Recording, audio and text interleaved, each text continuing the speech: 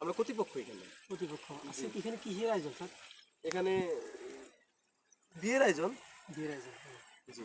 আচ্ছা, বিয়েটা কোন কোন জায়গায়, বর কোন জায়গায় বা দুইজনে বাংলাদেশের, একজন লক্ষ্মীপুরের, একজন সিলেটের। ও ঠিক আছে, ধন্যবাদ আপনাকে।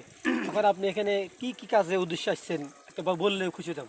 আমরা কর্তৃপক্ষ, আমরা মূলত বিয়ার যত অ্যারেঞ্জমেন্ট আছে, খাবার থেকে শুরু করে গেট থেকে শুরু করে মনে করেন গাড়ি পার্কিং, সব কিছু থালাবাড়ি দেওয়া, সব কিছু আমরা আয়োজন করে থাকি, ঠিক আছে। আর যদি খানার মেনুটা আপনারা জানতে চান তাহলে মনে করেন বলবো।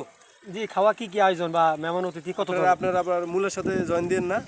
আমাদের মনে করেন মুরগির চাপ আছে, মুরগির রোস্ট আছে, মুরগির রেজালা আছে, মুরগির ঝাল আছে, মুরগির কালাবোনা আছে, মুরগির ভর্তা আছে, মুরগির ডাইল আছে।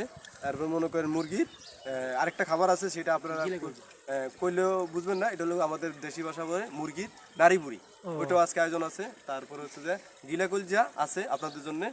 তারপরে আরেকটা আছে, সেটা হচ্ছে খাসির রেজালা, খাসির ঝাল, খাসির কালো বোনা, আস্তা খাসি, এটা আমরা বরের জন্য রাখছি, এটা আপনার জন্য না। গরু, গরু তো সবাই খায় না, গরু অলরেডি 4টা জবই দিছি, মিসকিন টিসকিন আসবে, এদেরকে খাওয়াবো। গরুর অলরেডি 20টা আইটেম আছে, যেটা না বললে নয়, বললাম না। চিংড়ি মাছ আছে, চিংড়ি মাছের ভর্তা আছে, চিংড়ি মাছের মাথা আছে, তারপরে চিংড়ি মাছের কোরমা আছে, চিংড়ি মাছ ঝালও আছে, মিষ্টিও আছে। তারপরে আরেকটা আছে, সেটা হচ্ছে ইলিশ মাছ, আমাদের চাঁদপুরে যে ইলিশটা। আচ্ছা স্যার, ধন্যবাদ। আপনার অনেক কিছু আছে, আজকে শেষ হবে না, আরো আছে একটু, আজকে বলে শেষ হবে না, আমরা বুঝছি। আর খাওয়াটা কখন আয়োজন শুরু হবে?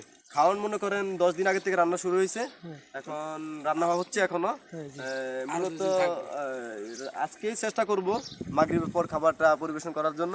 10 দিন আগে যে খাবারটা রান্না করছিলাম সেটা অলরেডি নষ্ট হয়ে গেছে, সেটা আমরা জাল করে রাখছি, সমস্যা নাই।